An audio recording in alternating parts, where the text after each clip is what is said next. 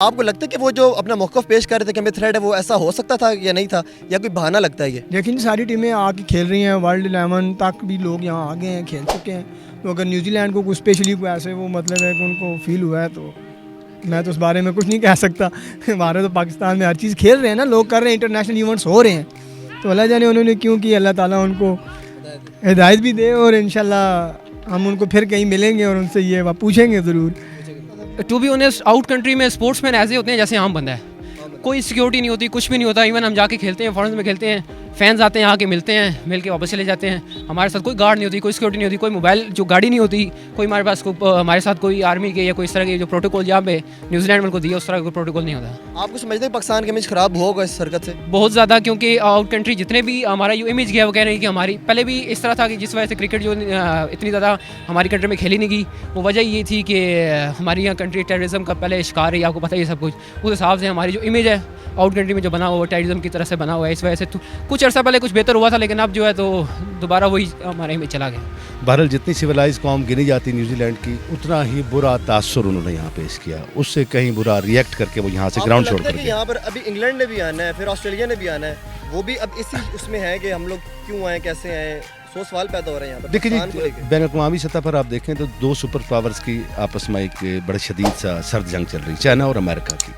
اب اس صورتحال میں بہت سے بلاک بنتے ہوئے نظر آئیں گے، اور ہر بلاک جو ہے جس بلاک کے ساتھ کوئی ملک ریلیٹ ہوگا یا اس سے اس کی ایفلیشن ہوگی، وہ اس کو سپورٹ کرنے کے لیے کچھ بھی حرکت کر سکتا ہے. یہ بہت بڑا نقصان ہے، بالخصوص میں سمجھتا ہوں سپورٹس، اور اس طرح سے کسی ملک کی انسلٹ کر کے چلے جانا، اس طرح سے گراؤنڈ چھوڑ کے چلے جانا اسپرٹ کے منافی ہے. بالکل نہیں، وہ تو ظاہر ہے ہر ملک کا اپنا اپنا جو ہے وہ سیکورٹیز کی ایجنسیز ہیں، وہ اس کو جو ہے پہلے آ کے وزٹ کرتی ہیں، پھر جو اس کو کلیئر کرتی ہیں، اس کے بعد ہی آتی ہیں. تو یہ مسئلہ پاکستان کے ساتھ ساتھ اب یہ عزت اب نیوزی لینڈ کے اوپر داؤ پہ لگی ہے. پاکستان کی اگر لگی ہے تو نیوزی لینڈ کی لگی ہے کہ اگر وہ تھریٹ واقعی ہے تو پھر تو اگر انگلینڈ نہیں آتی ہے یا دوسرے سو آن کنٹریز نہیں آتی ہیں تو ایک ویلڈ چیز کے اوپر نہیں آتی ہیں تو وہ کوئی اتنا ایشو نہیں ہے.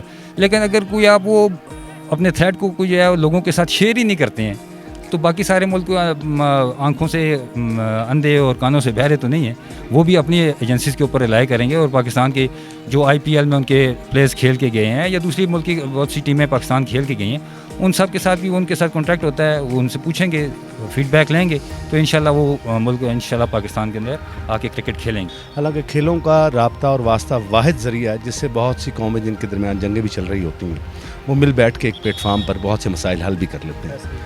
لیکن بدقسمتی سے نیوزی لینڈ، اور جیسے کہ بہت سے یوٹیوبرز اور بین الاقوامی خبر بھی یہ بتا رہی ہیں کہ ایک پورا محاذ، پورا ایک پینل بنا ہوا نظر آتا ہے 5-7 ممالک کا، بالخصوص یورپین کنٹریز کا، جنہوں نے پاکستان کو افغان طالبان یا ایکسپیکٹڈ اپنے علاقے کے خطے کی کسی ملک کو سپورٹ کرنے کے جرم کی سزا دی ہے.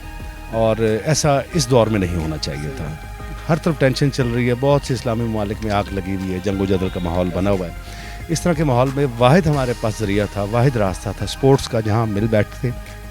اور اس دنیا میں یہ جو جنگ و جدال اور قتل و قتال کا سلسلہ چل رہا ہے، اس پر کسی نہ کسی طریقے سے قابو پانا چاہیے تھا.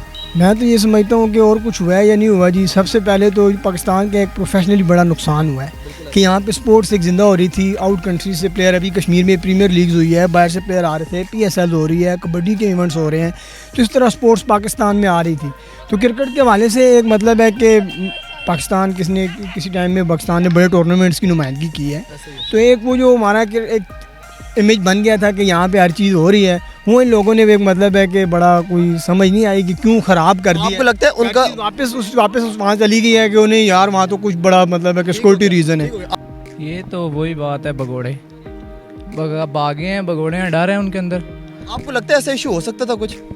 ایشو کیا ہو سکتا ہے، ہماری پاک فوج ہے، ان کے ساتھ اتنی سیکورٹی ہمارے وزیر اعظم کے پاس ساتھ نہیں ہوتی اتنی سیکورٹی. ایسا اگر دیکھتے فرض کریں انڈیا آتا ہے، ابھی نیوزی لینڈ تو ہو گیا، ختم ہو گیا، ابھی انگلینڈ نے آنا تھا اور آسٹریلیا نے آنا تھا. اب آپ کیا سمجھتے ہیں وہ لوگ آئیں گے واپس؟ دیکھیں انشاءاللہ آ جائیں گے، لیکن انہیں آنا چاہیے اور وہ آئیں گے بھی. وہ ان کی طرح بزدل نہیں ہے. رمیز راجہ صاحب کو آپ کیسے دیکھتے ہیں کرکٹ کے لیے اس ٹائم کے لیے، وہ اچھے ثابت ہوں گے؟ نہیں، رمیز راجہ کو چاہیے وہ اپنی کمنٹریٹری رکھے، اس کے علاوہ اسے کوئی نہیں چاہیے. اسے چاہیے یہ چھوڑ دے یہ عہدہ اس کے لیے بالکل قابل نہیں. امید کرتا ہوں آپ کو انٹرسٹنگ ویڈیو پسند آئی. چینل کو سبسکرائب کریں، ویڈیو کو شیئر کریں، کرکٹ سے پیار کریں، ہاکی سے پیار کریں. ملتے ہیں تب تک کے لیے اللہ حافظ.